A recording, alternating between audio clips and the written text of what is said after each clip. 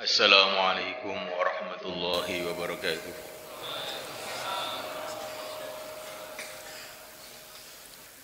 Innal hamdalillah nasta'inuhu wa nastaghfiruhu wa nu'minu bihi wa natawakkalu 'alayhi wa na'udzu bihi min shururi anfusina wa min sayyiati a'malina. من يهديه الله فلا مضل له ومن يضلل فلا هادي له أشهد أن لا إله إلا الله وحده لا شريك له وأشهد أن سيدنا ومولانا محمدا عبده ورسوله اللهم صل وسلم وبارك عليه وعلى آله وأصحابه والتابعين لهم إلى يوم القيامة أما بعد فقد قال في كتابه الكريم إن الذين قالوا ربنا الله ثم استقاموا تتنزل عليهم الملائكة ألا تخافوا ولا تحزنوا وأبشروا بالجنة التي كنتم توعدون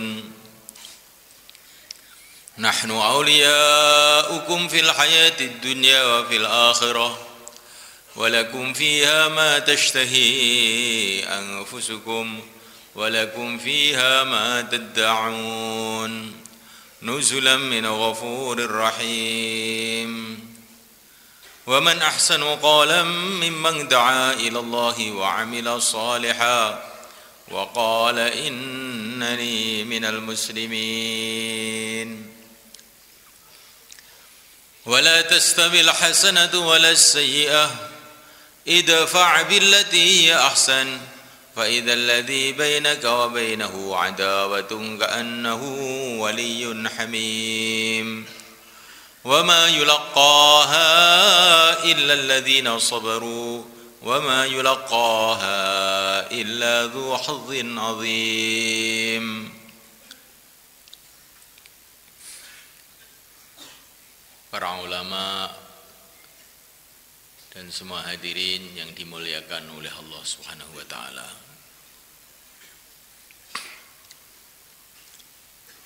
Senantiasa kita ingat-ingat, senantiasa kita renungi, kita bicarakan dan kita dengarkan bahwasanya tidak ada perkara yang lebih penting dalam kehidupan manusia di dunia ini melebihi agama.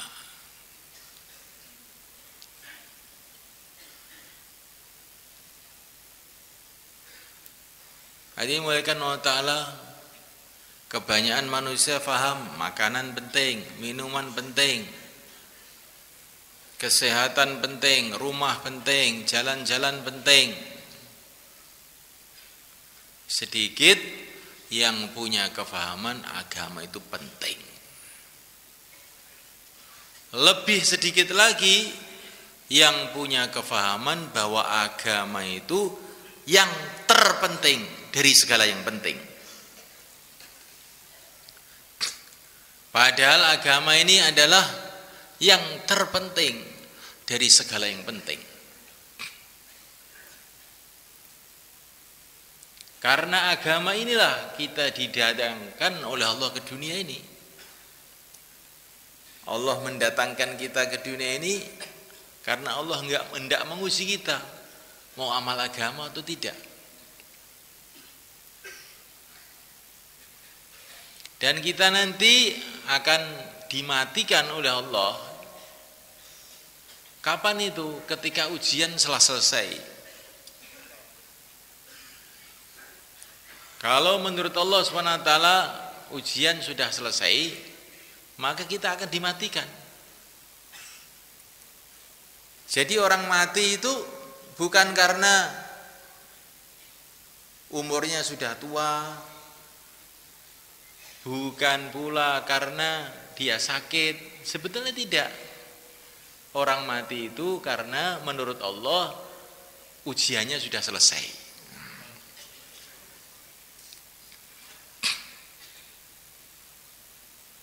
Lah kalau masih kecil mati bagaimana, Pak?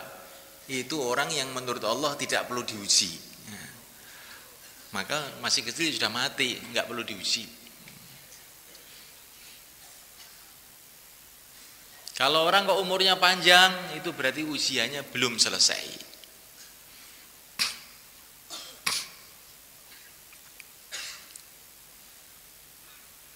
Hadirin dimulakan Allah Ta'ala, bahkan nanti datang satu masa alam semesta ini kiamat dihancurkan oleh Allah. Kenapa dihancurkan? Bukan karena matahari bahan bakarnya sudah habis, bukan. Bukan karena dunia ini sudah tidak mampu bertahan, bukan. Karena dunia ini diciptakan oleh Allah untuk tempat ujian buat manusia mau amal agama atau tidak. Ketika menurut Allah yang diuji sudah habis, nggak akan ada yang diuji lagi, maka tempat ujian dihancurkan, dirobohkan. Itulah hari kiamat. Maka seorang ulama ditanya, kapan datangnya hari kiamat?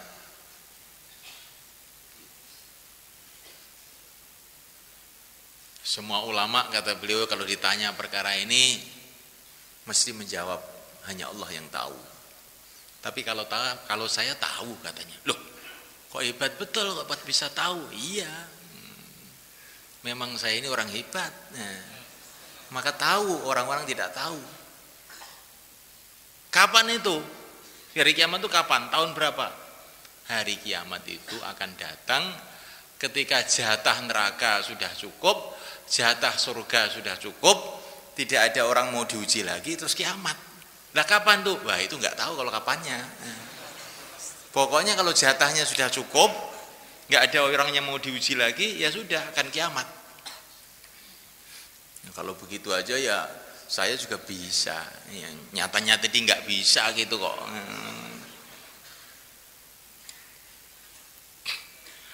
Jadi subhanallahi wa ta'ala, kiamat itu karena masalah agama datangnya itu.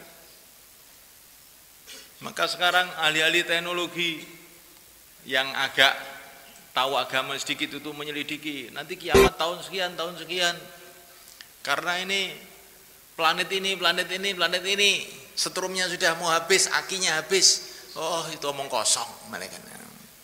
Nggak ada kaitannya dengan itu. Kalaupun setrumnya habis, Allah bisa nambah setrum lagi. Kaitannya itu masih ada nggak orang yang mau diuji untuk ke surga atau ke neraka? Kalau sudah nggak ada, memang fungsinya dunia sudah habis berarti. Maka kiamatlah datang.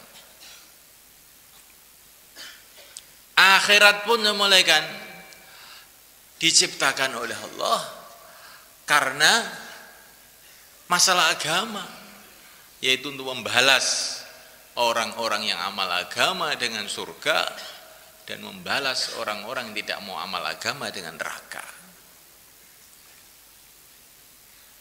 Padang mahsyar pun manusia dikumpulkan seluruhnya di padang mahsyar juga karena masalah agama, yaitu untuk menerima hasil ujian. Akan ada pengumuman hasil ujian, siapa yang lulus dalam mengamalkan agama dan siapa yang tidak lulus. Ya, agama itu perkara yang penting, sangat-sangat penting. Dan agama itu tidak akan datang dalam kehidupan manusia kecuali dengan hidayah Allah. Hidayah Allah bukan karena kecerdasan seseorang, bukan. Orang itu bisa memahami keagungan Allah, percaya kepada Allah, yakin kepada Allah, bukan karena kecerdasannya. Orang-orang Jepang itu karena katanya juga cerdas katanya, tapi nyatanya malah pada nyembah berhala, menyembah matahari. Itu kaisar Jepang Hirohito itu punya berhala besar, dia sujud tiap hari di situ. Padahal dia ini katanya orang pinter, tapi kok nyembah batu. Orang-orang India itu sejak dulu terkenal ahli filsafat yang hebat. Tulisan-tulisannya menyebar ke seluruh dunia. Tapi kebanyakan nyembah sapi. Bukan hanya nyembah sapi, malah kotorannya sapi itu loh dicium-cium. Cari berkah. Ditiru orang Solo. Semoga nggak ada orang Solo di sini. Selamat ini. Jadi semulaikan Allah Ta'ala itu hidayah itu kaitannya bukan dengan kepandian seseorang, kecerdasan seseorang. Bukan pula hidayah itu karena pengalaman seseorang. Termasuk makhluk yang sangat punya pengalaman itu namanya iblis. Bumi tahu semua, langit tahu semua, surga tahu, neraka tahu. Temennya itu loh para malaikat. Tapi Allah tidak kasih hidayah, maka dia jadi orang yang kafir, dari makhluk yang kafir. Hidayah itu pemberian Allah kepada siapa yang Allah kehendaki. Sampai Allah berfirman, kalau orang-orang kafir yang sudah masuk neraka, sudah di negeri akhirat, menangis meraung-raung berjuta-juta tahun, walau ruddu la'adu limanuhu anhum wa innahum lakadzibun. Orang-orang kafir yang sudah di neraka, yang katanya sudah kapok, sudah. Itu nanti kalau seumpama saya kembalikan ke dunia, balik kafir lagi. Wa innahum lakadzibun, mereka bohong saja. Walaupun orang itu sudah melihat akhirat pun, kalau Allah nggak dikasih hidayah, ya nggak dapat hidayah. Hidayah itu mahal, ini pemberian Allah kepada siapa saja yang Allah kehendaki. Tapi kalau Allah sudah menghendaki memberikan hidayah kepada seseorang, sebabnya macam-macam, tahu-tahu dapat hidayah. Pada zaman yang mulia baginda Nabi SAW, ada orang itu mendengarkan Quran beberapa ayat. Toha ma anzalna alaikal qur'ana litashqa. Sayyidina Umar radhiyallahu ta'ala anhu mendengarkan beberapa ayat, langsung masuk Islam, terus jadi wali. Ada orang itu semulaikan masuk Islam itu sebab melihat akhlaknya orang Islam yang baik, kemudian masuk Islam. Banyak orang-orang kafir datang ke Madinah, ke pasar Madinah, niatnya belajar, melihat akhlaknya orang Islam di Madinah, langsung masuk Islam. Ada orang itu dapat hidayat masuk Islam karena didakwai sama serigala, anjing. Ada pengembala itu ketemu serigala, ketemu anjing. Anjing tahu-tahu bicara. Kok mengembala saja? Rasulullah di Madinah itu loh. Kamu ke sana, langsung masuk Islam. Jadi yang dijadikan asbab hidayah untuk dia itu adalah serigala. Ada juga yang dapat hidayah karena duit. Orang kafir oleh Nabi diikram kasih duit terus, lama-lama masuk Islam, jadi wali juga. Ada orang dapat hidayah itu karena tidur. Tidur ngimpi jumpa Rasulullah, bangun tidur terus masuk Islam. Ya ada begitu. Ada yang masuk Islam sebab kawin. Gara-gara ini wanita ini kalau nggak dikawini orang Islam nggak mau, Abu Thalha itu mau kawin sama Ummu Sulaim, pokoknya kamu masuk Islam saya mau. Nah, langsung masuk Islam, terus jadi wali juga. Nah. Ada orang itu dapat hidayat gara-gara berhala, kan aneh itu. Berhala itu mungkin setan-setannya sudah kena dakwah atau bagaimana. Tiba-tiba berhalanya ngomong, Qulil qabilati min Sulaimin kulliha dhahabal anisu wa asha ahlul masjidi. Katakanlah kepada semua suku Bani Sulaim, berhala sudah waktunya hancur sekarang, yang hidup adalah orang-orang ahli masjid. Akhirnya orang Bani Sulaim, kabilah Bani Sulaim itu, suku Bani Sulaim pada masuk Islam.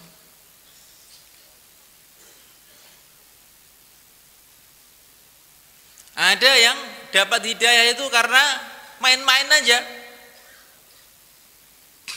Itu para sahabat setelah Fathu Makkah, adzan di Masjidil Haram, Allahu Akbar.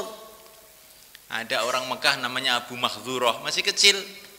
Maka dia itu ngeledek, ngece, menirukan orang adzan. Ada adzan, Allahu Akbar, Allahu Akbar, Allahu Akbar, Allahu Akbar. Niru-nirukan, main-main aja.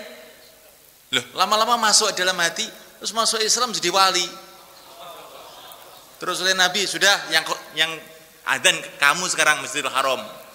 Jadi muadzinnya Rasulullah SAW. Macam-macam soalnya kan. Asbab orang dapat hidayah itu macam-macam. Ada sebab hidayah itu karena melihat orang sholat. Sayyidina Khalid bin Walid radhiyallahu ta'ala anhu itu membawa senjata mau membunuh ini orang Islam. Waktu itu Rasulullah dan para sahabat sedang sholat. Nah, ketika Sayyidina Khalid melihat orang sholat itu hatinya berubah. Nggak mungkin orang-orang seperti ini dibunuh, katanya di dalam hatinya. Terus mundur dia pulang, masuk Islam. Karena aneh semua kan. Ada yang dapat hidayah itu semua kan karena ketemu jin. Ada dukun-dukun yang biasanya punya perewangan jin, punya khodam-khodam jin.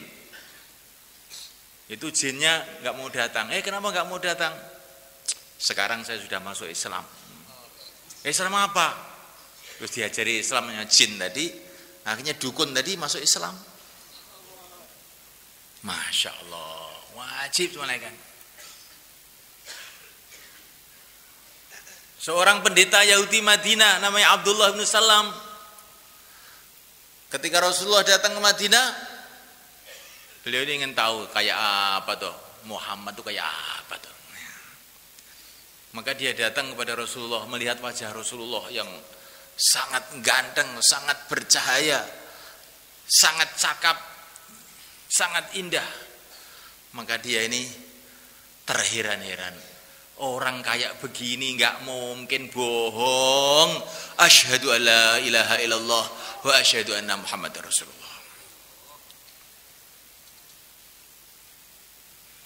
Ada orang itu masuk Islam sebab melihat mukjizat-mukjizat Nabi. Ada juga. Ada orang Badui datang kepada Nabi. Saya ajak kamu masuk Islam. Buktinya apa? Nabi mengatakan, itu loh pohon itu. Maka pohon itu dipanggil sama Nabi. Pohon ke sini. Langsung pohonnya itu jalan kayak manusia. Kemudian pohonnya itu membaca syahadat. Asyhadu alla ilaha illallah wa anna Muhammadar Rasulullah. Jadi orang itu dapat hidayah itu macam-macam caranya. Macam-macam asbabnya. Tetapi semua kan, semua cerita-cerita tadi itu, semua cerita-cerita tadi, asbab-asbab macam-macam itu ada sumbernya segala asbab. Apa itu? Adalah dakwahnya yang mulia baginda Muhammad SAW. Sebelum baginda Nabi dakwah itu yang cerita-cerita begitu tadi juga nggak ada, cuma kan. Setelah baginda Nabi dakwah itu loh, kok anjing jadi asbab hidayat, wanita malah jadi asbab hidayat, berhala jadi asbab hidayat. akhlak jadi asbab hidayat. Wah, apa-apa itu jadi asbab hidayat. Utusan Persia datang ke Madinah mencari Sayyidina Umar. Mana toh istananya Umar itu? Katanya duta besar Persia. Maka orang Madinah, Umar nggak punya istana. Lah di mana dia? Kalau ingin cari ya cari di masjid sana. Dia pergi ke masjid. Mana Umar? Mana Umar? Nggak ada. Kamu lihat di depan masjid itu loh, kelihatannya tadi tidur di bawah pohon sana. Nah, Sayyidina Umar itu semula kan tidur di bawah pohon, bantalnya itu cemeti, pecut tuh bantalnya itu, ngorok di situ. Maka utusan Persia tadi terheran-heran, Umar yang menakutkan Persia tidur di bawah pohon tanpa pengawal. Apa ini nabi? Katanya orang Persia. Apakah ini nabi? Maka orang-orang ini bukan nabi, ini pengikut nabi aja. Langsung masuk Islam mulai kan. Tapi kata para ulama, semua cerita-cerita kebaikan-kebaikan tadi orang-orang dapat tidak di mana-mana tadi ketika ada sumbernya. Sumbernya itu apa? Dakwahnya yang mulia baginda Muhammad SAW. Ibaratnya dakwah itu seperti hujan. Kalau hujan sudah turun, maka tumbuh-tumbuhan macam-macam yang bisa untuk makanan, bisa untuk obat-obatan, bisa untuk bumbu-bumbu, bisa untuk macam-macam. Nah.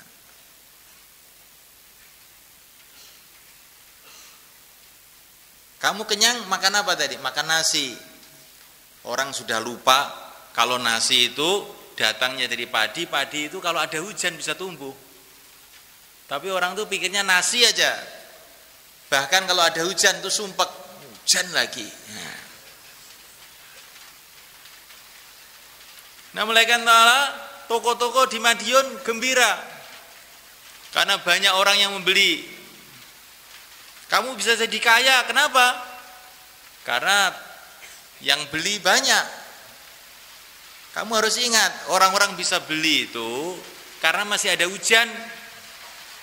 Kalau nggak ada hujan, mereka pada kelaparan nggak bisa pergi ke Madiun. Betul nggak mereka? Tapi yang punya toko itu kalau datang hujan malah sumpek. Katanya gara-gara hujan, maka toko saya tidak laku. Padahal kalau nggak ada hujan, bukan hanya tidak laku, bangkrut sampai kamu sendiri akan mati juga. Lah dakwah itu seperti itu semua kan. Dakwah itu banyak orang yang melupakan. Kelihatannya nggak begitu penting itu. Padahal wujudnya semua kebaikan-kebaikan yang datang kepada kita ini sumber asal mulanya dari dakwah. Begitu Allah jadikan. Nah, mulaikan Allah Ta'ala, kalau kita makan durian yang enak, kita akan puji duriannya, kita tidak akan memuji hujannya. Padahal kalau tidak ada hujan, nggak akan ada durian. Kalau kita melihat anak soleh, hafid Quran, senang tuh semalekan. Padahal itu semalekan, wujudnya hafid Quran itu, kalau wujud masyarakat yang cinta agama, dan wujudnya masyarakat yang cinta agama itu kalau ada dakwah dulu. Kalau nggak ada dakwah nggak akan wujud masyarakat yang cinta agama, sehingga nggak akan ada orang hafid Quran. Tapi yang kita lihat itu hafid Qurannya saja. Kalau melihat hafid Quran bisa senang. Kalau melihat anak yang nakal kita bagaimana? Sumpek. Padahal kita harus tahu sebabnya anak-anak nakal itu karena masyarakat itu rusak. Makanya anak-anak jadi nakal, sebabnya rusak karena tidak ada dakwah. Sumber segala kebaikan yang datang ke dunia ini asal mulanya itu dakwah. Begitulah tertib Allah. Allah yang bikin tertib seperti itu. hakikatnya semua dari Allah, tapi tertibnya itu begitu, itu Allah jadikan. Ketika wujud dakwah lah, macam-macam kebaikan tuh datang ke muka bumi ini. Maka dakwah itu penting untuk tidak melakukan. Oh, penting sekali. Maka ini mau ada istimewa ini kelihatannya kan sudah mufakat mau keluar semua. Insyaallah kan. Tidak ada dakwah kalau kita tidak menyiapkan waktu untuk dakwah. Kalau seneng tok tidak menyiapkan waktu untuk dakwah, bagaimana bisa dakwah hidup? Wujudnya pertanian karena ada orang menyiapkan waktu untuk pertanian. Wujudnya usaha perdagangan karena orang menyiapkan waktu untuk itu. Wujudnya usaha dakwah karena kita menyiapkan waktu untuk dakwah. Itu asbabnya begitu itu. Maka kita semua niat keluar 4 bulan. Insyaallah kan? Insyaallah. Yang niat 4 bulan angkat tangan. Semua angkat tangan. 100%. Alhamdulillah. Baru niat saja sudah dapat pahala. Kalau berangkat pahalanya berlipat-lipat.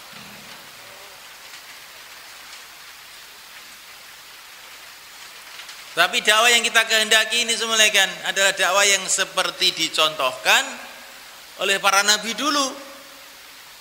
Dakwah dengan keyakinan kepada Allah SWT. Seperti dakwah Nabi Ibrahim alaihissalam. Ketika menghadapi masalah Namrud, keluarga, masyarakat, bagaimana Nabi Ibrahim mengajari kita keyakinan? Beliau mengucapkan hasbunallah wa ni'mal wakil. Cukup Allah. Cukup Allah, sebaik-baiknya yang diserahi segala urusan adalah Allah. Maka Namrud selesai, masalah keluarga selesai, masalah semua selesai, api pun jadi dingin. Ketika yang masuk api itu ahlul yakin, hasbunallah, cukup Allah. Insyaallah malaikat. Dakwah yang kita inginkan itu dakwah dengan seperti yang dicontohkan oleh Nabiullah Musa alaihissalam ketika beliau menghadapi segala masalah. Fir'aun yang zalim, menterinya Haman yang penjilat, Bani Israel yang semrawut, Korun yang kurang ajar. Apa yang beliau katakan? Ini beliau kasih contoh kepada kita menghadapi masalah. Wa ufawwidu amri ila Allah innallaha basirum bil ibad. Aku serahkan segala urusanku kepada Allah.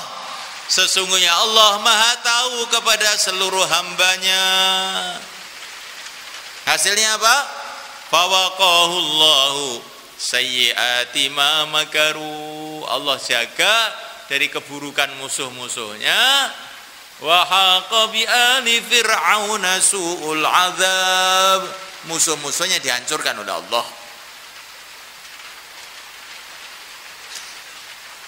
Dakwah yang kita kehendaki itu dengan keyakinan seperti yang dicontohkan yang mulia baginda Muhammad sallallahu alaihi wasallam. Ketika menghadapi masalah-masalah dikepung seorang Quraisy, la tahzan innallaha ma'ana.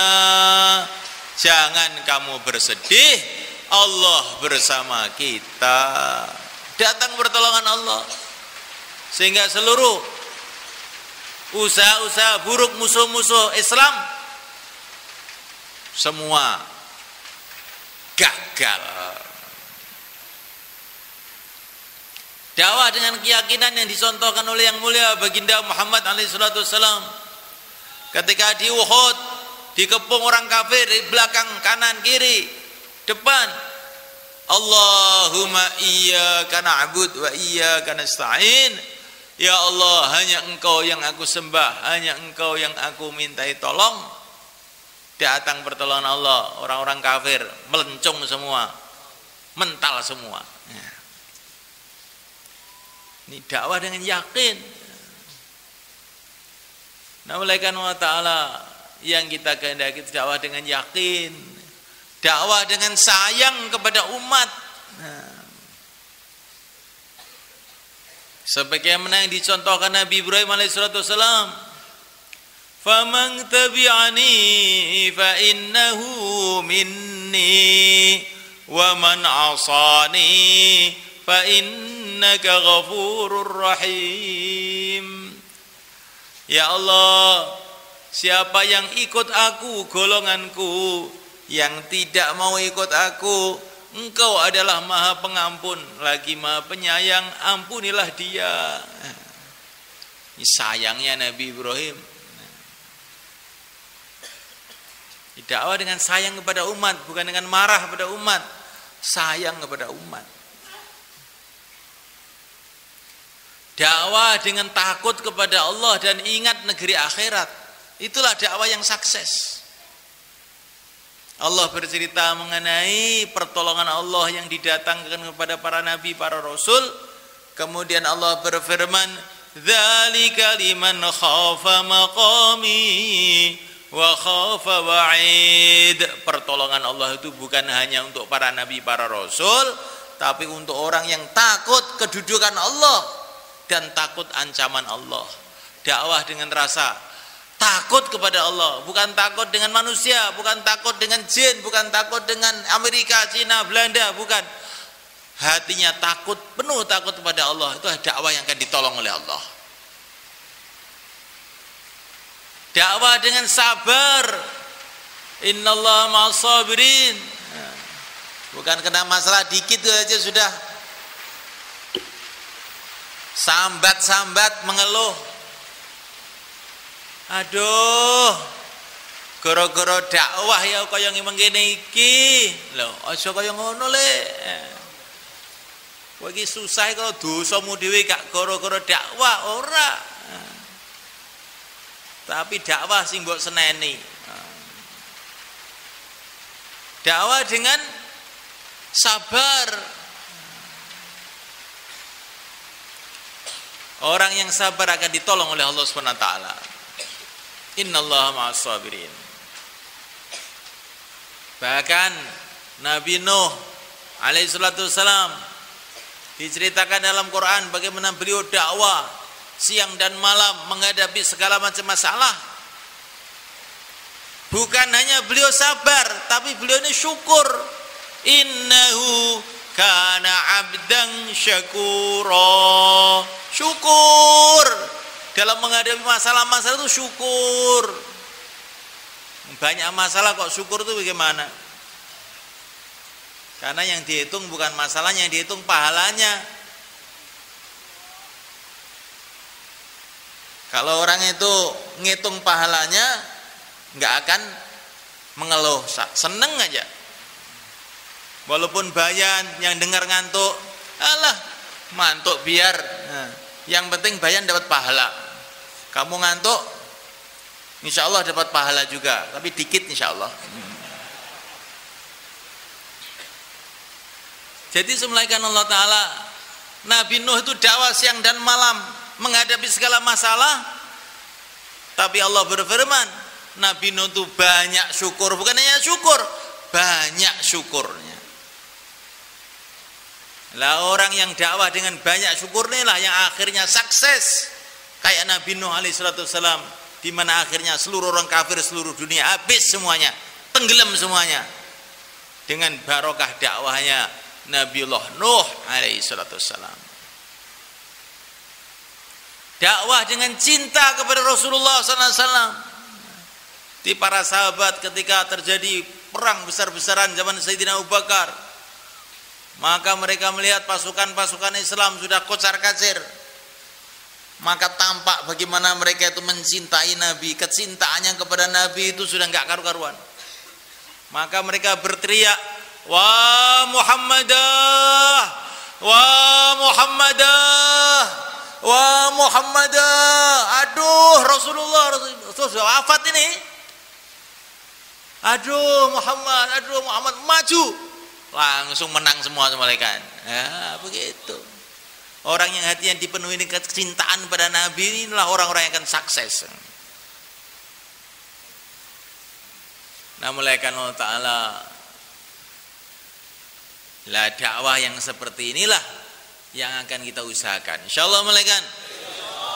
Dakwah dengan berjamaah, yadullah ma'al jamaah, pertolongan Allah itu kalau kita ini berjamaah, bareng seluruh umat ini, kita ajak bareng-bareng untuk dakwah, bukan sendiri-sendiri, bareng-bareng. Sebagaimana para sahabat semuanya 100%. Kuntum khaira ummatin ukhrijat linnas ta'muruna bil ma'ruf wa tanhauna 'anil munkar. Seluruh sahabat, ini ayat ini cerita sahabat ini 100% dakwah semua. Laki-laki, wanitanya, bahkan anak-anaknya semua dakwah. Kita ingin umat Islam itu kembali begitu lagi. Apa mungkin? Nah, kalau Allah yang buat, mana ada perkara yang tidak mungkin. Yang penting kita mulai saja. Insyaallah malaikat. Kita bukan ingin bikin golongan dakwah, tapi kita ingin seluruh umat Islam dakwah semua. Kayak para sahabat dulu, semua dakwah. Maka semulaikan Allah Ta'ala semuanya ingin ikut Nabi sahabat, bukan begitu? Insyaallah malaikat. Maka yang niat untuk 4 bulan atau 40 hari silahkan berdiri.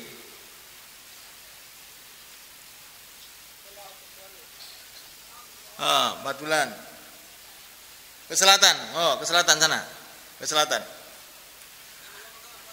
Yang niat 4 bulan 40 hari langsung semua ke selatan semua. Cepat aja insyaallah.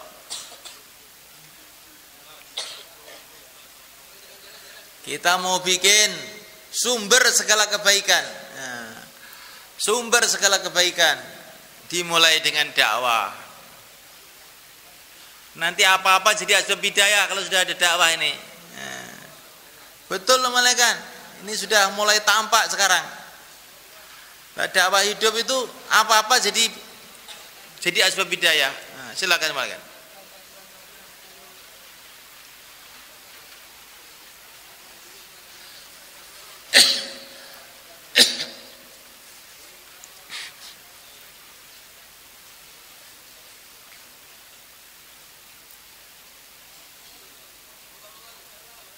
Dari daerah-daerah yang mau keluar waktu istima, sekarang juga daftarkan diri, sehingga nanti pembentukan jamaahnya mulai awal sehingga lebih mudah. Besok orang banyak datang, nanti susah bentuk jamaahnya. Mulai sekarang daftar semua supaya dibentuk jamaah dengan sebaik-baiknya, dipikirkan rutenya dan sebagainya. Monggo njenten yang Temboro niki ndang jumeneng sakniki mawon. Wis karepmu piye? 40 dina. Nggih, monggo jumeneng. Bismillah.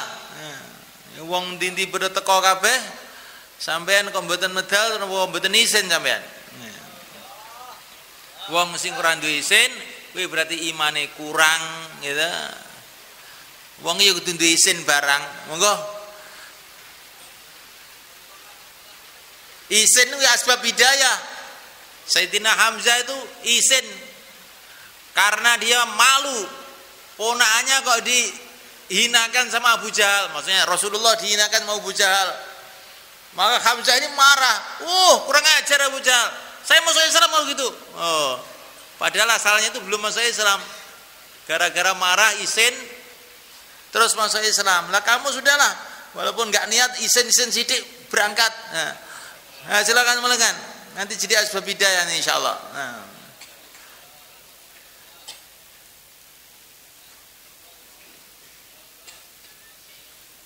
Sebetulnya ada asbab hidayah yang sangat baik mulaikan zaman sahabat itu, tapi sekarang ini susah. Nah, apa itu? Orang itu dirantai dimasukkan Islam oleh sahabat itu, dipaksa. Terus pada masuk Islam jadi wali. Apa perlu dipaksa kita ini? Dipaksa. Iya mulaikan. Cekel gojake daftar nih. Asbab hidayah itu zaman biyen. Asbab hidayah dipaksa. Lah kita ini kalau dipaksa orang nanti malah marah. Nah, paksa diri masing-masing. Walaupun nggak niat, dirinya dipaksa. Sehingga dalam satu hadis dikatakan Allah Subhanahu wa taala ridho kepada orang-orang yang masuk surga dengan dirantai. Maksudnya apa? Yaitu pada zaman sahabat itu orang tuh nggak mau Islam, dirantai sama para sahabat, dimasukkan Islam lalu mlebu surga. Terus masuk surga. Nah, bagaimana kalau kita dirantai situ? Terus dikeluarkan 4 bulan kira-kira bagaimana? Insyaallah kan? Nah, rantainya belum siap. Sekarang berdiri masing-masing aja. Monggo. Silakan malaikat.